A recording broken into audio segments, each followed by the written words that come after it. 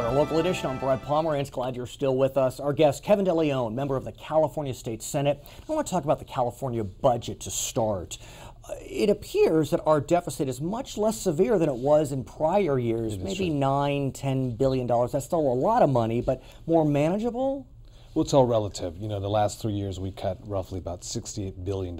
So they're very draconian cuts that hurt a lot of folks, particularly the most vulnerable. The budget deficit is dramatically smaller. It's all relative. We still have a budget deficit nonetheless because the state of the economy is not as robust. We have recovery right now, albeit it's a very slow recovery. That being said, the governor is proposing an initiative which would increase sales tax by ½ a cent for 5 years, increase income tax on a sliding scale for the wealthiest.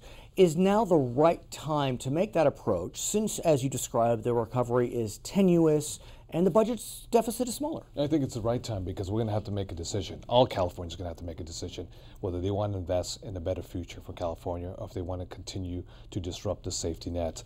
The tax, although it's temporarily, the personal income tax is on those incomes $250,000, $350,000, and $500,000 and above. These are temporary, not permanent taxes, but we're going to have to make a decision if folks want to save our public schools or if they want to continue to cut our public schools and public safety. Generally speaking, California's voters have been generous when it comes to bond measures, tax increases, but the last time California voted for a statewide tax increase was 2004, when the economy was humming along. Yeah. If this initiative is on the ballot in November 2010, presumably the economy will be getting better as it is now.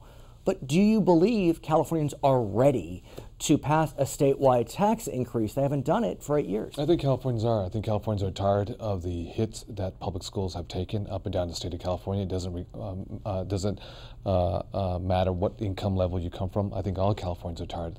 But let me underscore one point. It's very important. This debate with regards to revenue at the ballot by the voters in California is a reflection of the 2/3 requirement in the California state legislature per the Constitution. If we had the ability to raise revenue, whether it's oil severance tax, whether it was on the wealthiest, or whatever type of tax, you know, but we don't have that ability because of 2/3 requirement, obviously. And as you know, in 2010, the voters gave a majority to pass the budget, but not to increase taxes. I want to talk, though, about the initiative as well. Currently, I think it's fair to say there are 3 initiatives from, let's say, Democratic-leaning organizations, the governors, Molly Munger, and the California Teachers Federation. They all kind of address the same type of issue, looking for tax increases.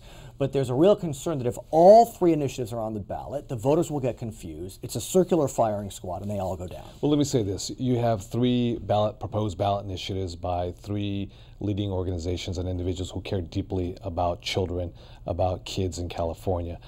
It will be a very, if you will, a major distraction, if you will. It'll be a major challenge, monumental in scope, if in fact all 3 qualify, because I think that will in fact confuse the voters. But you're a leader in the Democratic Party. You're a leader in the Democratic State Senate. Are there efforts by you and others to get these 3 groups in the same room and say, we got to cut this, because if all 3 are on the ballot, even 2 are on the ballot, they all go down, and then we see, as you described, more draconian cuts to schools and prisons and the safety net? Well, that's a catch-22. If all 3 qualify for the ballot and all 3 actually go down, then that means automatically that there will be deeper cuts into the budget. What about getting the 3 organizations together? What we're trying to do is we're trying to engage in healthy, very respectful, transparent conversations with all 3 individuals. I think the governor has taken a very strong leadership position for the state as a chief executive of the 8th largest economy in the entire world to say, hey, we need to move forward in a manner that's healthy and that's transparent for all voters. I think the governor feels very confident that his measure can pass, given that they have done extensive research. And, you know, we'll see. We'll see. We'll find out. His name is Kevin DeLeon, member of the California State Senate. I'm Brap Pomerance. Thanks for watching Charter Local Edition. Back to HLN.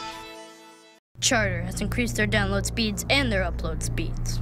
Now I can upload 50 photos or a 5-minute video in only 2.5 minutes. Or upload every single waking moment of my life for the benefit of all those who shall come to know my name for eternity. Timothy! Timothy! Timothy, weren't you going to clean your bedroom? It's not my bedroom. It's my headquarters. Don't have Charter internet? Call today and get up to 30 megs for only $30 a month.